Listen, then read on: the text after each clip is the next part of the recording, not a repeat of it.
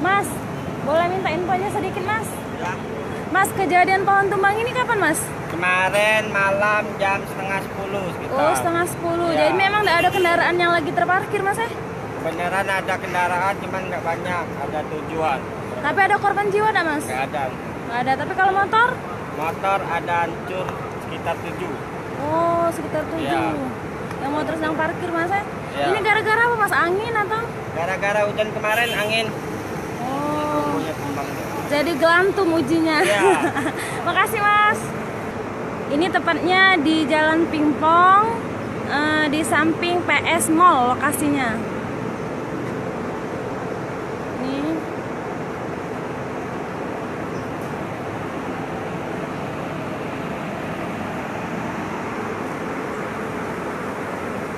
Arus lalu lintas menuju Jalan Pingpong sempat ditutup karena belum ada petugas untuk mengevakuasi pohon yang tumbang, jadi arus lalu lintas dialihkan. Ini kelihatan macetnya.